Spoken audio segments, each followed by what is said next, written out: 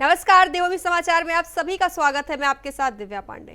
Bulletin की शुरुआत करेंगे देहरादून में सीएम धामी उत्तराखंड लोक सेवा आयोग के माध्यम से उच्च शिक्षा विभाग और चिकित्सा शिक्षा विभाग के अंतर्गत विभिन्न पदों पर चयनित अभ्यर्थियों को नियुक्ति पत्र बांटा।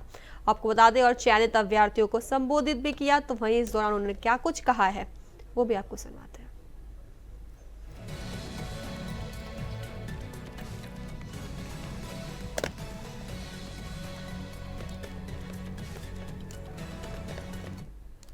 शिक्षा विभाग की एक बैठक करके आ रहे हैं। थोड़ा लंबी बैठक चल गई, इस कारण से थोड़ा आने में भी हम लोगों को 15-20 मिनट का विलंब हुआ। उसमें हमने भवनों से लेकर हॉस्टल से लेकर तमाम प्रकार का पेरेंट, गेस्ट टीचर, अन्य जितने भी कौशल के लिए और उनके विकास के लिए जरूरी है, उनके भविष्य के लिए, उन सब विषयों पर ऐसे 15-16 पॉइंट थे। उन सब पर विस्तार से अभी चर्चा की है। साथियों, 20 मेडिकल कॉलेजों की भी स्थापना राज्य के अंदर की जा रही है। महिला छात्रावास एवं आईटी लैब, परीक्षा भवन, इन सब का निर्माण कार्य किया जा रहा है। और मेधावी छात्रों को प्रतिमाह छात्रवृत्ति और शोध को बढ़ावा देने के लिए प्राध्यापकों को भी 18 लाख रुपए तक का शोध अनुदान दिया जा रहा है। इन प्रयासों के साथ साथ हमारी सरकार गुणवत्तापरक शिक्षा के लिए महाविद्यालयों में शिक्षकों की उपलब्धता सुनिश्चित करने की दिशा में भी निरंतर कार्य कर रही है, जिसके अंतर्गत प्रदेश भर के महाविद्यालयों में 263 प्राध्यापकों की नियुक्ति देने के बाद आज हम आप सभी 52 प्राध्यापकों को नियुक्ति पत्र यहां पर वितरित कर रहे हैं। साथियों, सरकारी नौकरी सिर्फ एक व्यक्ति को रोजगार नहीं देती है, बल्कि उसके पूरे परिवार के जीवन स्तर को बेहतर बनाने का काम करती है। पहले के समय में भ्रष्टाचार या भाई भतीजावाद के द्वारा नौकरियां दी जाती थी, लेकिन अब नौकरियां सिर्फ और सिर्फ मेरिट के आधार पर दी जाती हैं और सिर्फ योग्यता, प्रतिभा और क्षमता के आधार पर, आज पारदर्शिता के आधार पर सारी नियुक्तियां संपन्न हो रही हैं। पहले प्रदेश के युवा मन लगाकर पढ़ाई करते थे, फिर भी उनका चयन नहीं होता था, क्योंकि अक्सर पेपर लीक हो जाया करते थे।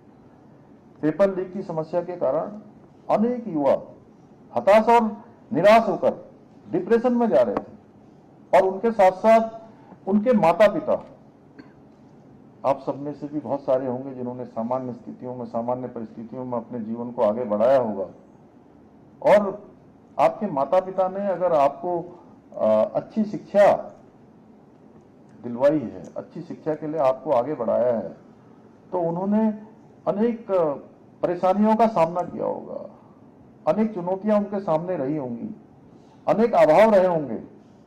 अपनी दिनचर्या में से, अपने जीवन में से उन्होंने बहुत सारी जरूरतों को न्यून किया होगा, तब जाकर आप सबको यहाँ पर जो है आज ये सब नियुक्ति पत्र भी मिल रहे हैं, आपको अच्छी सेवा भी मिल रही है।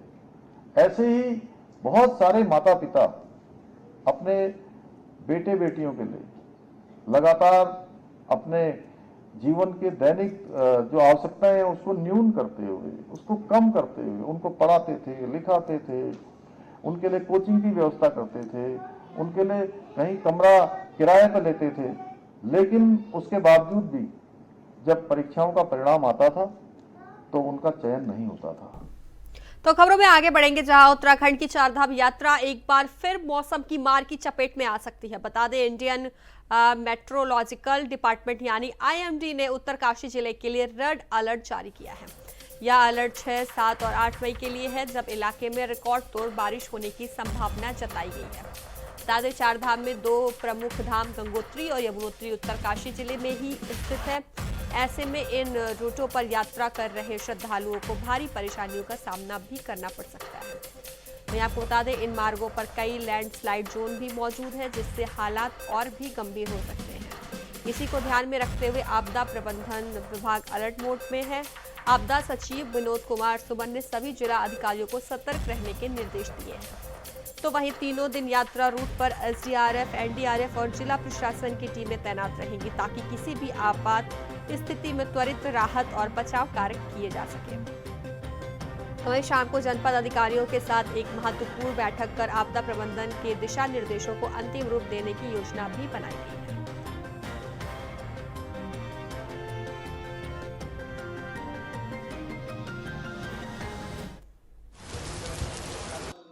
पहले से जानकारी थी हम लोगों को कि बरसात होगी और सभी को अलर्ट मोड में रखा गया है। 5 से 7 तक के लिए पहले था ऑरेंज अलर्ट मैक्सिमम जनपदों के लिए। आज जो अलर्ट जारी हुआ है आईएमडी के द्वारा, उसमें उत्तरकाशी में रेड अलर्ट भी दिखाया गया है। जहां पर रेड अलर्ट दिखाया जाता है वहां पर थोड़ा सा बरसात ज़्यादा होती है, खतरे की संभावना ज़्यादा होती है। आज शाम को बैठक अभी रखी है हमने जनपदों के साथ में, उनसे हम बातचीत करेंगे और जो सावधानी बरती जानी है उसके बारे में निर्देश दिया जाएगा। सावधानी बरती जाएगी। प्रयास ये होगा कि कोई भी श्रद्धालु जो चारधाम यात्रा पे आए हैं या पर्यटक जो उत्तराखंड की यात्रा पे आए हैं या हमारे स्थानीय नागरिक, स्थानीय निवासी, किसी को किसी प्रकार की परेशानी न होने पावे बरसात के कारण। और अगर कहीं मलबा आता है, कहीं लैंडस्लाइड होता है तो उसके लिए जो आवश्यक कार्रवाई है, आवश्यक कदम है उठाए जाए। तो खबरों में आगे बढ़ेंगे जहां चमोली जिले से बड़ी अपडेट सामने आ रही है। बता दें, हेमकुंड साहिब की पवित्र यात्रा से पहले पूरा मार्ग इस समय बर्फ की मोटी चादर से ढका हुआ है। जहां श्रद्धालु आपको बता दें 25 मई को हेमकुंड साहिब के कपाट खुलने का बेसब्री से इंतजार कर रहे हैं, तो वहीं एसडीआरएफ की टीम में बर्फ काटकर रास्ता बनाने में जुटी हुई है। वहीं इस बार भारी हिमपात के कारण यात्रा मार्ग पर कई फीट तक बर्फ जमा है।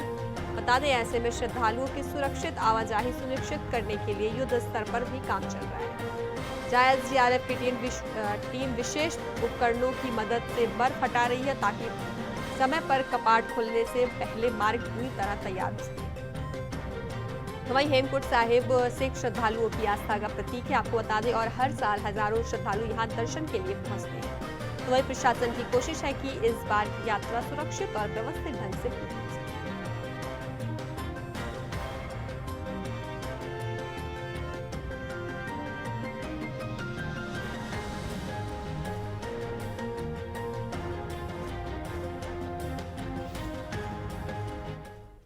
तो खबरों में आगे बढ़ेंगे जहां केदारनाथ यात्रा में जाने वाले श्रद्धालुओं के लिए एक अहम जानकारी सामने आ रही है। बता दें, अगले कुछ घंटों तक घोड़े खच्चरों के संचालन पर पूरी तरह से रोक लगा दी गई है।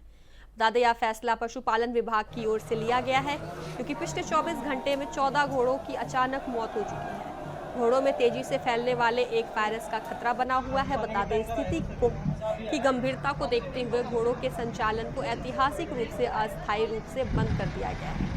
तो वहीं पशुपालन विभाग, केंद्र सरकार और हरियाणा से विशेषज्ञ डॉक्टरों की टीम रुद्रप्रयाग पहुंच रही है। सभी मृत और जीवित घोड़ों की सैंपलिंग और मेडिकल जांच की जाएगी। आपको बता दें, पशुपालन सचिव डॉक्टर BVRC पुरुषोत्तम ने कहा है कि जांच के बाद केवल नेगेटिव पाए गए घोड़ों को भी संचालन की अनुमति मिलेगी, अन्य सभी घोड़े क्वारंटीन किए जाएंगे। तो आपको बता दें, यात्रियों से अपील की है कि वे प्रशासन के निर्देशों का पालन करें और अस्थायी असुविधा को सुरक्षा की दृष्टि से जरूरी समझें।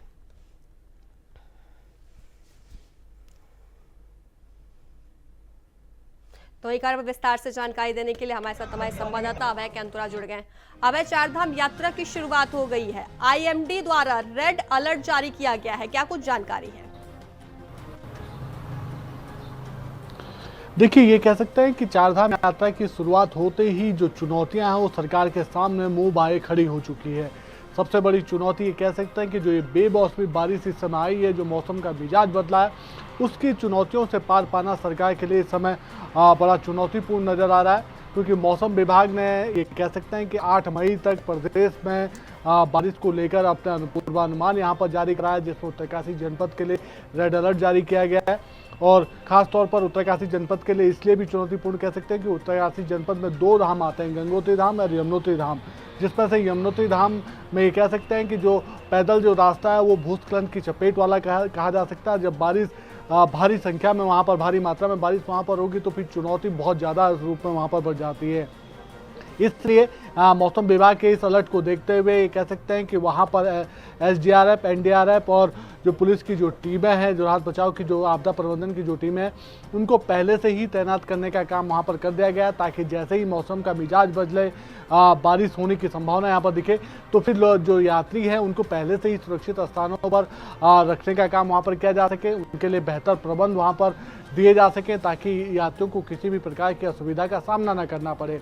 इसके अलावा पूरे प्रदेश में कह सकते हैं कि ज़्यादातर जो पर्वतीय जो जनपद है वहाँ पर बारिश का ऑरेंज अलर्ट यहाँ पर जारी किया गया है, जिसमें बारिश और ओलावृष्टि की संभावना सबसे ज़्यादा यहाँ पर जताई गई है।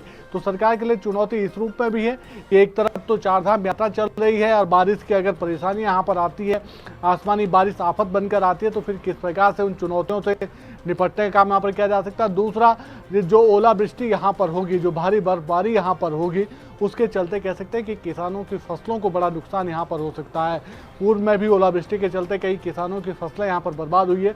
ऐसे में अब कुछ घंटे और कह सकते हैं कि 2 से 3 दिन जिस प्रकार से बारिश यहाँ पर रहने वाली है, उसको देखते हुए पहले से ही सतर्कता बरतने के लिए यहाँ पर कहा जा रहा है। ये कह सकते हैं कि राज्य सरकार तैयार दिख रही है, आपदा प्रबंधन विभाग भी यहाँ पर तैयार दिख रहा है। और अब जो चिंताएं वो इस बात की है कि अगर कोई अनहोनी यहाँ पर घटती है, कोई बड़ी आपदा यहाँ पर आती है, तो फिर उस समय राहत और बचाव के कामों को कैसे यहाँ पर पूर्ण किया जा सकता है और कैसे जो रिस्पॉन्स जो टाइम होता है उसको कम किया जा सकता है। जी बिल्कुल। अभय, चारधाम में घोड़े खच्चरों का संचालन अस्थायी रूप से बंद कर दिया गया है। 24 घंटे के अंदर 14 घोड़ों की मौत हो गई है। क्या कुछ पूरा मामला है? तो बिल्कुल ये कह सकते हैं कि पहले से ही ये कह सकते हैं कि घोड़े खच्चरों में एक बीमारी सी, जो वायरस का जो संक्रमण है, वो यहाँ पर फैलता हुआ नजर आ रहा था। पशुपालन विभाग शुरू से ही इस बात के लेकर आशंकित यहाँ पर नजर आ रहा था। बचाव के जो उपाय हैं वो यहाँ पर किए जा रहे थे, लेकिन चुनौती अब सामने ये कह सकते हैं कि बड़ी चुनौती सामने आ चुकी है। पिछले 24 घंटे में 14 घोड़े खच्चरों की डेथ यहाँ पर हो चुकी है, और जिस प्रकार से ये डेथ यहाँ पर हुई है उसको देखते हुए कह सकते हैं कि अगले कुछ घंटों के लिए घोड़े खच्चरों का जो संचालन था केदारनाथ धाम में, उसको पूर्णतः बंद करने का काम यहाँ पर किया गया है। जब तक डॉक्टरों की टीम पूरी जांच यहाँ पर नहीं कर लेती है, टीकाकरण पशुओं का नहीं किया जाता है, और जो बीमार पशु वहाँ पर लगते हैं, घोड़े खच्चर जो बीमार वहाँ पर दिख रहे हैं, जिनमें इस वायरस के संक्रमण के लक्षण वहाँ पर दिखेंगे, जब तक उनकी पूरी टेस्टिंग नहीं हो जाती है, तब तक किसी भी प्रकार से घोड़े खच्चरों का संचालन केदारनाथ धाम में नहीं किया जाएगा।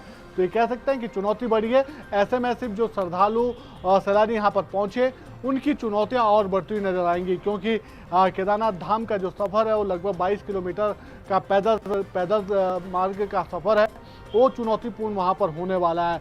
और अगर इस दौरान बारिश होती है तो फिर उन श्रद्धालुओं की या सैलानियों की जो मुसीबतें और बढ़ती नजर आएंगी। प्रशासन दावे जरूर यहाँ पर कर रहा है कि पूरी तैयारी यहाँ पर कर ली गई है, सारी व्यवस्था यहाँ पर है, लेकिन जिस प्रकार से उत्तराखंड में बारिश हमेशा ही आफत की बारिश बनकर आती है, ऐसे में ये कह सकते हैं कि जब घोड़े खच्चरों का संचालन भी नहीं हो पा रहा है, तो इन श्रद्धालुओं की या सैलानियों की जो मुसीबत है और बढ़ती हुई नजर आएंगी। जी बिल्कुल। अब 25 मई को हेमकुंड साहिब के भी कपाट खुल रहे हैं, क्या कुछ तैयारियां की जा रही हैं? देखिए, चमोली में जो हेमकुंड साहिब है, जो सिखों का पवित्र धाम यहाँ पर है, उस धाम में कपाट खुलने की तिथियों का ऐलान पहले से ही यहाँ पर कर दिया गया था। 25 मई को हेमकुंड साहिब धाम के कपाट यहाँ पर खुलेंगे, श्रद्धालुओं के लिए खोल दिए जाएंगे। उससे पहले जो धाम में जो व्यवस्थाएं, खास तौर पर जो धाम का जो यात्रा का जो मार्ग है, पैदल जो मार्ग है, जो गोविंद घाट से ऊपर तक हेमकुंड साहिब तक का जो पैदल मार्ग है, उसको दुरुस्त करने का काम इस समय वहाँ पर किया जा रहा है। ये कह सकते हैं कि जो जवान वहाँ पर लगे हुए हैं, जो कर्मचारी वहाँ पर तैनात किए गए हैं, उनके सामने चुनौती मौसम की सबसे बड़ी वहाँ पर आ रही है, क्योंकि लगातार बर्फबारी, हल्की बारिश होते ही वहाँ पर बर्फबारी शुरू हो जाती है, और ऐसे में जो उनका जो काम होता है और चुनौतीपूर्ण वहाँ पर हो जाता है। अभी भी ये कह सकते हैं कि जो हेमकुंड साहिब का जो रास्ता है, वहाँ पर 8 से 10 फीट की बर्फ वहाँ पर जमी हुई है, और उस बर्फ को काटने का काम उन जवानों की तरफ से वहाँ पर किया जा रहा है, ताकि उस पैदल रास्ते को वहाँ पर तैयार किया जा सके, जिस रास्ते से जो हेमकुंड साहिब के जो श्रद्धालु हैं वो वहाँ से गुजरकर हेमकुंड साहिब धाम तक पहुँचेंगे। लगातार व्यवस्थाओं को दुरुस्त करने का काम वहाँ पर किया जा रहा है। अब देखना यही होगा कि अभी जो मौसम विभाग ने जो अलर्ट जारी करा है, उससे किस प्रकार की चुनौतियां और वहां पर बढ़ जाती है, किस तरह काम करने में कह सकते हैं परेशानी कठिनाइयों का सामना कर्मचारियों को वहां पर करना पड़ सकता है। लेकिन इतना जरूर कहा जा सकता है कि जो व्यवस्थाएं हैं उन व्यवस्थाओं में अब तकनीकी का इस्तेमाल वहां पर किया जा रहा है। जो जा रहा है पर पुलिस के जवान इस समय, सेना के जवान वहां पर रास्ता बनाने में जुटे हुए हैं। उनको नवीनतम टेक्नोलॉजी की जो मशीन है वो मुहैया कराई जा रही है ताकि इस रास्ते को बनाने में और सुविधा वहां पर हो सके, सुगमता उनके कार्यों में आ सके और रास्ते को जल्द से जल्द तैयार किया जा सके। जी बिल्कुल। अब खबर पर विस्तार से जानकारी देने के लिए आपका धन्यवाद।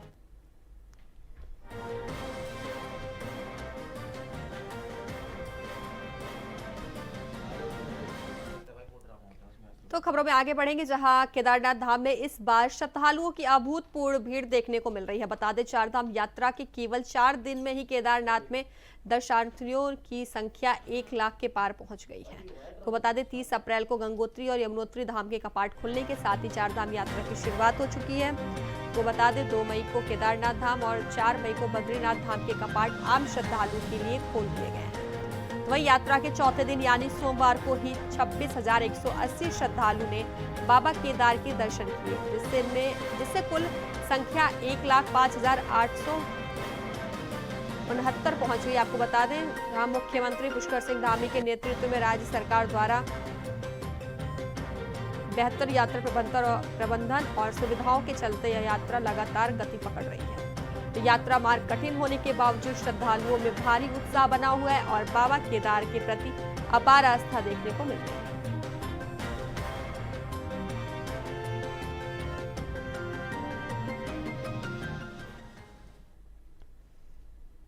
तो वहीं देहरादून से बड़ी खबर सामने आ रही है, जहां रुड़की के उप संभागीय परिवहन कार्यालय में बने नवनिर्मित भवन को लेकर भ्रष्टाचार की आशंका सामने आई है।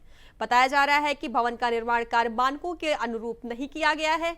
तो निर्माण में घटिया सामग्री के इस्तेमाल और प्रक्रियात्मक अनियमितताओं की शिकायतें भी सामने आई है। बता दें, मामले की गंभीरता को देखते हुए परिवहन सचिव ब्रजेश संत ने तत्काल जांच के आदेश जारी किए हैं। तो वहीं संयुक्त परिवहन आयुक्त को जांच अधिकारी नियुक्त किया गया है और उन्हें 15 दिन के भीतर जांच रिपोर्ट शासन को सौंपनी होगी। बता दें आपको, यह मामला न केवल निर्माण कार्यों की गुणवत्ता पर सवाल खड़ा करता है, बल्कि सरकारी धन के दुरुपयोग की तरफ भी इशारा करता है। अब देखना होगा कि जांच में क्या सामने आता है और दोषियों पर क्या कुछ कार्रवाई।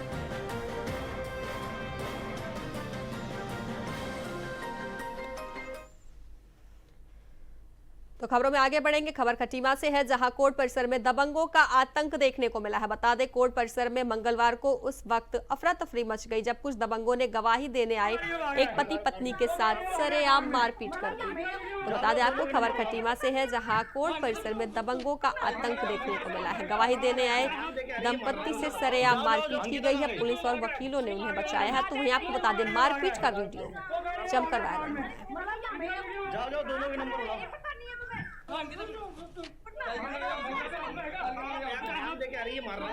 जाओ अंकिता कहाँ गई? तो वहीं देहरादून पुलिस ने सोशल मीडिया पर भ्रामक खबर प्रसारित करने वालों को खास चेतावनी दी है। बता दें, देहरादून पुलिस अधीक्षक नगर प्रमोद कुमार ने कहा है कि अक्सर देखा जाता है कि लोग सोशल मीडिया पर जानकारी के अभाव के चलते गलत भ्रामक खबरें पोस्ट कर देते हैं, जिससे समाज में गलत प्रभाव पड़ता है। तो ऐसे लोगों पर पुलिस की खास नजर है और पुलिस के द्वारा ऐसी पोस्ट करने वाले लोगों पर वैधानिक कार्रवाई की जाती है। वहीं पिछले कुछ दिनों में पुलिस द्वारा 100 से ज्यादा पोस्ट को पुलिस के द्वारा डिलीट कराया गया है। अगर कोई भी गलत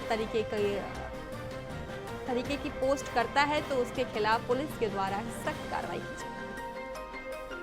कोई भ्रामक, अपुष्ट या पूर्ण प्रकार की अगर कोई भी सूचना प्रकाशित करता है या प्रचारित करता है, पोस्ट करता है, तो देखिए उसके विरुद्ध जो है वैधानिक कार्रवाई हमारे द्वारा की जा रही है। जैसा आप विदित हैं कि पिछले कई दिनों में हमारे द्वारा सैकड़ों पोस्ट को डिलीट किया गया है और इसमें हमारे द्वारा जो है 126/135 BNSS के विरुद्ध भी कार्रवाई की गई है, पुलिस एक्ट के अंतर्गत भी कार्रवाई की गई है और अगर उसके बावजूद भी अगर कोई नहीं मानता तो उसके विरुद्ध जो है सक्षम धाराओं में जो है FIR भी की गई है।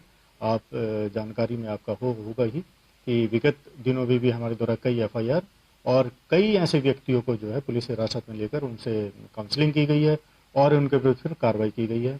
और ये मैं यही आग्रह करना चाहूँगा, देखिए अगर कोई घटना होती है तो उसके संबंध में पहले पूरी अपनी जानकारी रख लीजिए, पहले जानकारी करिए।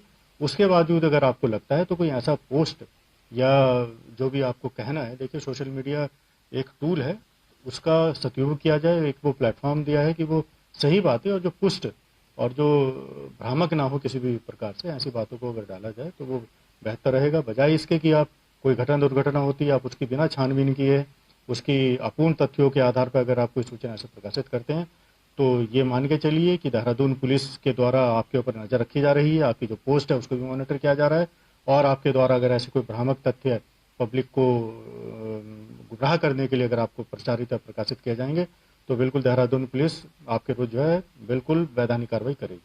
तो खबरों में आगे बढ़ेंगे, जहां मुख्य विकास अधिकारी आकांक्षा कोंडे की अगुवाई में सरकारी दफ्तर में एक अहम मीटिंग हुई।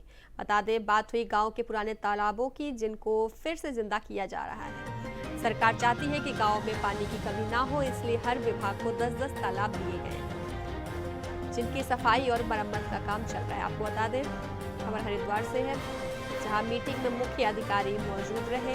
गांव के तालाब को लेकर यह मीटिंग की गई।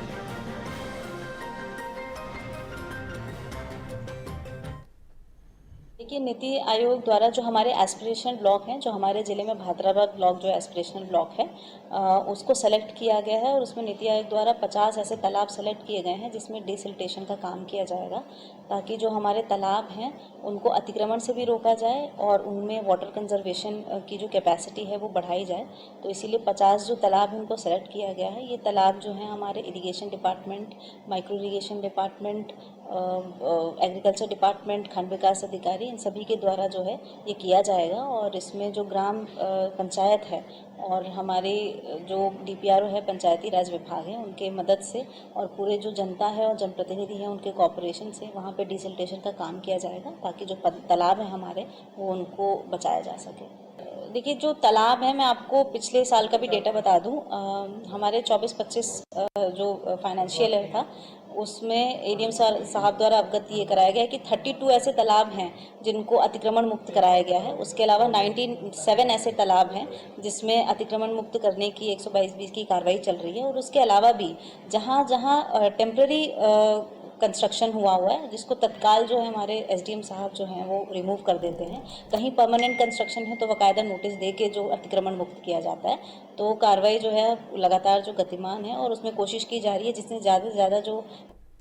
तो ये खबरों में आगे बढ़ेंगे, जहां पहलगाम में यात्रियों को उनका धर्म पूछकर मारने वाले आतंकी हमले का जवाब जरूरी है, यह कहना है शंकराचार्य स्वामी अविमुक्तेश्वरानंद सरस्वती का। बता दें, शंकराचार्य स्वामी अविमुक्तेश्वरानंद सरस्वती बद्रीनाथ धाम के कपाट खुलवाकर वापस हरिद्वार पहुंचे थे, जहां उन्होंने पत्रकारों से वार्ता करते हुए कहा कि आज हर हिंदुस्तानी, खासकर वह हिंदू जिसने पहलगाम में हिंदू होने के कारण अपनी जान दी, आतंकियों द्वारा किए गए इस कायराना हरकत की जवाबी कार्रवाई चाहता है। उन्होंने कहा कि चाहे केंद्र सरकार हो, समय ले ले, परंतु इस आतंकी हमले का जवाब जरूरी है। आज यह आवश्यकता है कि हर हिंदू अपने आप को एक राष्ट्र मान कर चले। पाकिस्तान द्वारा तुर्की से सहायता लेने के सवाल पर उन्होंने कहा कि आज 50 से अधिक मुस्लिम राष्ट्र बन चुके हैं, जिनके बल पर ही पाकिस्तान भारत को धमकी दे रहा है। इसलिए भी जरूरी है कि आज हिंदू को जगना होगा और हर एक हिंदू को एक देश मानना होगा। वही पाकिस्तान द्वारा परमाणु बम की धमकी पर उन्होंने कहा कि अगर पाकिस्तान परमाणु बम का इस्तेमाल करता है तो भारत के मात्र कुछ हिस्से पर ही फर्क पड़ेगा। तो फिलहाल देवभूमि समाचार में अभी के लिए बस इतना ही। बने रहिए एंजॉय वॉइस के साथ। नमस्कार।